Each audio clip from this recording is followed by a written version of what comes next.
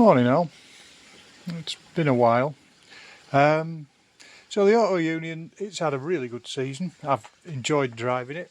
We've had a couple of little fixes that we've had to do. It's a cycle car, you expect that. It's had a hard season. Some of the paintwork needs a bit of refurbishing. It's been all over.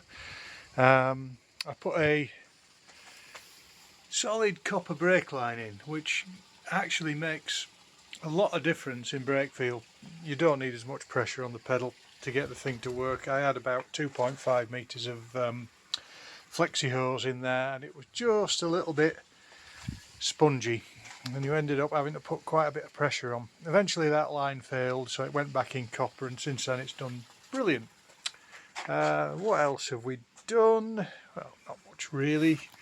It's got electric start, I think you knew that last time. It's hiding now under my new build table. It's been to a lot of events this year.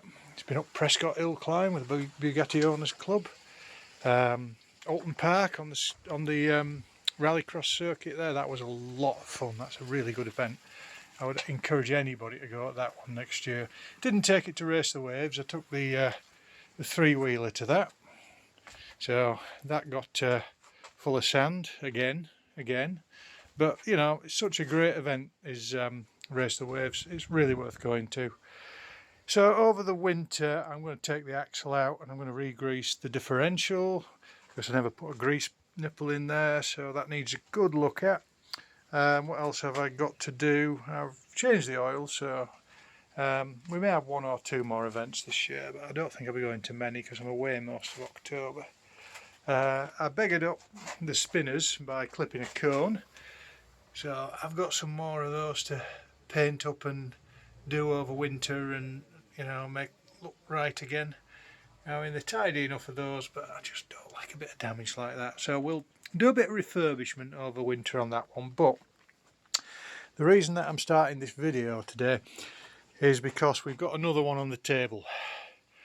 As you can see, we've got a bunch of parts here. So welcome to Eric. Eric's a GN, so we're going to call it GeNEric when it's done. I haven't quite decided exactly whether it's going to look Kimish or whether it's going to look like the Wasp, but I think it'll probably be more like the Wasp than Kim by the time I've done. So I've been playing around with bits as usual. We've got a Wuxi FIFO differential there, which is a copy of the Peerless 100. We've got a bloody big 76 tooth rear cog, which Talon, that's the biggest one Talon in the UK make, 420 chain, so that'll go on to a 10 or a 9 tooth driver on this little beastie here. I haven't quite decided upon tav position yet. Playing around with it, and you'll see also if you look closely there that we've got a little bit of a modification that I'm working on there, because I'm gonna again try and run this one on a little motorcycle single cylinder DC CDI unit, so it has an advance and retard. So we've got a little pickup button there that passes a little sensor there that times the engine and adds advance as it gets faster. So we're going to have a play with that. The engine in this case, it's a little bit different. It's a Kohler version 208cc Command Pro, which came into my possession at the right price, so it's going in. It's got a quad clean filter. Ooh, that'll be coming off. We'll be putting a free flowing filter on there. The exhaust is, the bolt spacings are a little wider apart, and the exhaust tubes are a bit bigger than your GX200 or clones thereof, so it's probably got a little bit of promise, this engine. It's rated at 7 horse at 4,000 revs, so I've got a few points to play with on the British points system that we use, so that will take it up to somewhere. Once I've tried the chassis out, we'll leave it fairly standard to start with.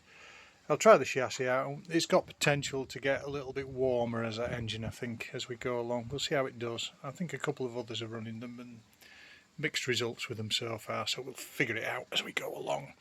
So with it being a GN, we're going to go for quarter elliptical springs. Going to put my usual little steering rack in it somehow. That's not finished yet, it's a work in progress.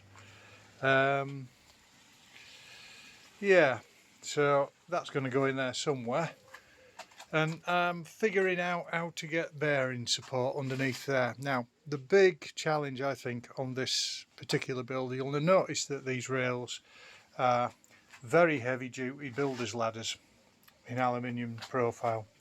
So they're extruded aluminium. They are as solid as a rock. They are 90mm deep, you know, knocking 4 inches and over an inch wide.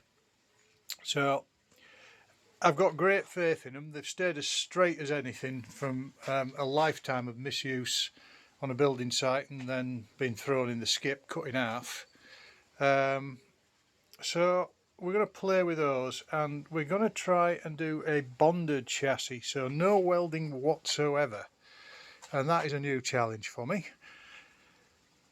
I like to say I like new challenges, but you know, I'm just probably creating myself a headache I don't need to, but we're going to do that.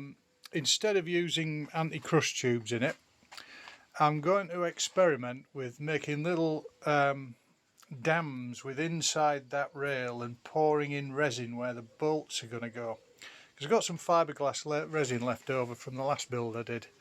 So we're going to think about trying to do that to make those rails a little bit more resilient around where bolts are going to go through. That's the plan anyway. As you know, with all plans, they change as you go along with the cycle cart when you get new ideas or you see something as you've been searching through. Is it possible? Yeah, it's possible. Of course it is. It's a cycle cart. We'll make it work one way or another. Might not be exactly as I've just described it, but it's a journey.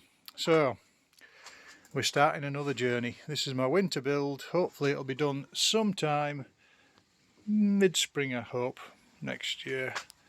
We'll see how we go. Okay, thanks for listening. Bye.